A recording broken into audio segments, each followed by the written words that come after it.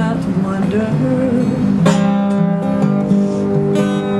Caught a dragonfly inside of your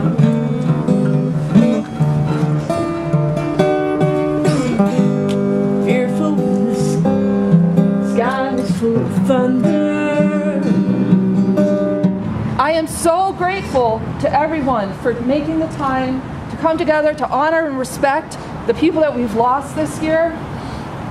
When I look around, I see so many people, a community that is working together to love and honor and respect every member of the community. And at the same time that this just about kills me every year, it also lifts up my heart to see all of you here. And the seasons, they go round and painted ponies go hopping. We're captive on the carousel.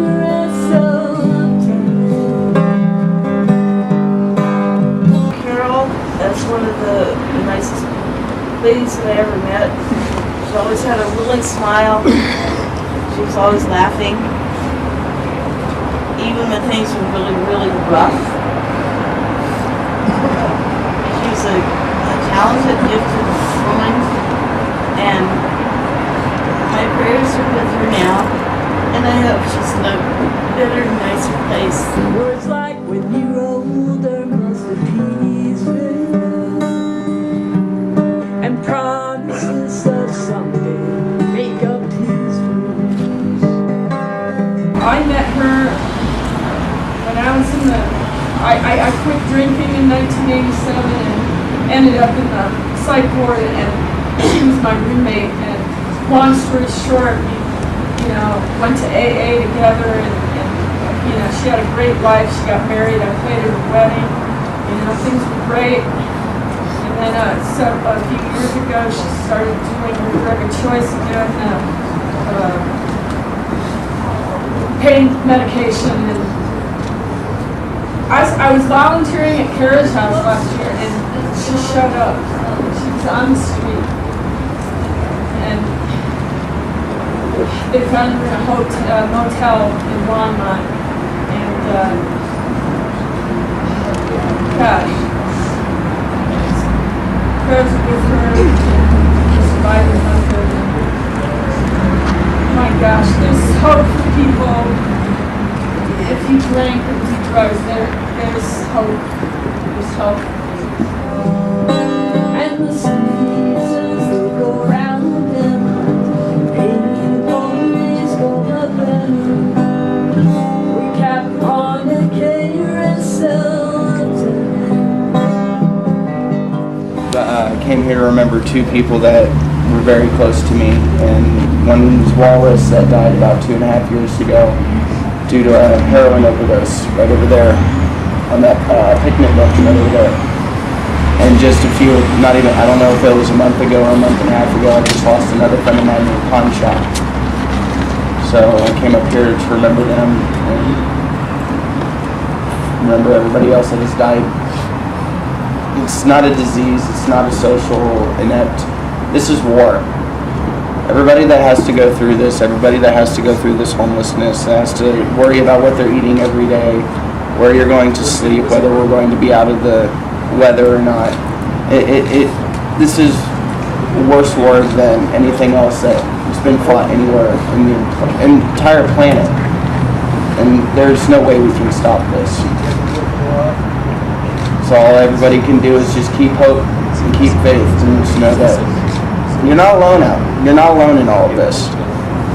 There are people that will more than willing to sit there and help you, that know what you've come from, that know the situation that you've been in, and that are more than willing to help you survive out here. Because the only way that we're going to survive out here is if we stick together. If we continue fighting, if we continue bickering, if we continue to just tell each other to F off this and F off that, then we're going to have so many more of these, and it breaks my heart to see so many people die because of this when we don't have to.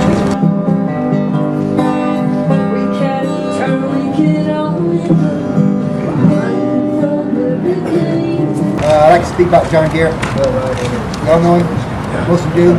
I nicknamed him Hot Rod when I first met him because I was singing Axl Rose and stuff like that. He was like a hot rod dude driving a Trans Am.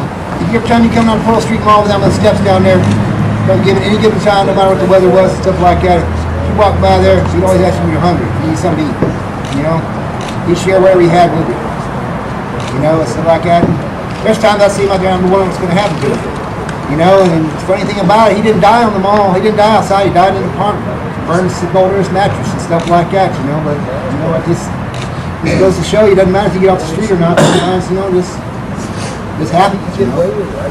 But he's a good person. I miss him. Thank you very much.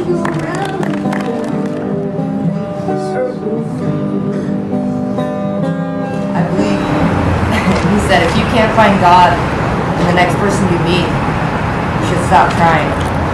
So I'm sure if every single one of us knew every single person on that list, we'd all know enough to say something amazing about that. We don't know how life has messed with any of us, but we all know that we're people and we're all worthy. And I think if we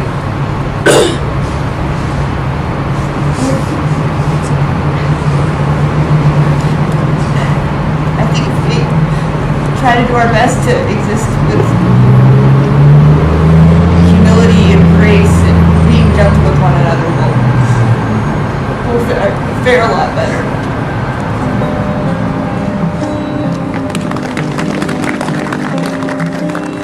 So you spin by now, all is plenty. All his dreams that was like a brand new country. About being strong. Wake up in the morning and strong. Know I'm homeless, pray that it would get better. Each day, not always the same. Before I came homeless, I thought that I would never be homeless. I had everything. I got laid off from work. Like they say, you have it all today. Tomorrow you never know what to have. I pray that I'm living, and I'm thankful for that. I try to get everybody together and come together and work together. We can make a big difference in our life. We come together. Maybe better. There'll be plenty of new dreams before the last reform. This community here, right here, and people that aren't here are magnificently wonderful and strong. And you're talking about praying, God bless you. I pray every day as well. I'm not homeless, but I'm that close. I hadn't worked in a couple of years. I've been here since '69. I've seen some wonderful, wonderful people pass over. They're in a wonderful place now. They're looking down at us. They want us to be strong. And they want us to stand up for anybody here. I don't see anything out of this situation here but a win-win. Maybe a few more nights, hungry, cold, lonely, no hope, but there is hope. You just gotta give it up. God bless.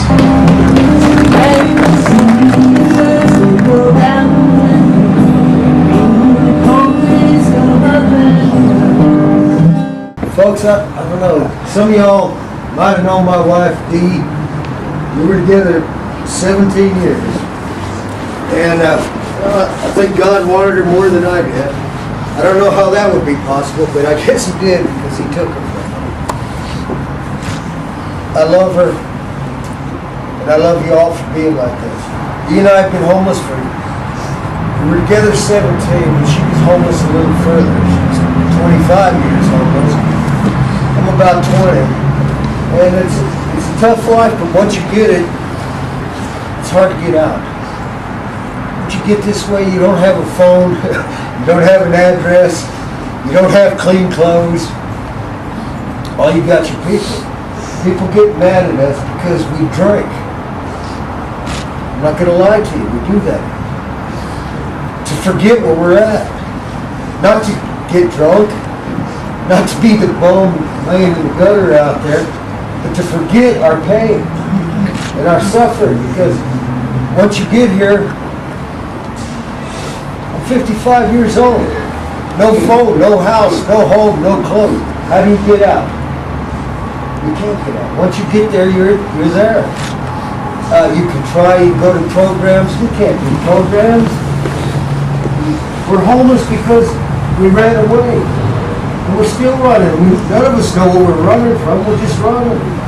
Our families don't want anything to do with us because they've already helped us enough. You know, we're done with you. So we stand out here at the sign and wait for another quarter for something to eat. And of course, something to drink. I love you, baby. It's for you, baby. Thank you all for listening.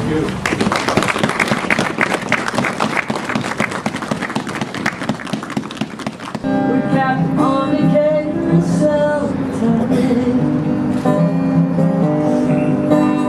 We came through, we can only hide from where we came. Because I didn't know the 22 or 23 people this year, and the 20 people the year before that, and the year before that.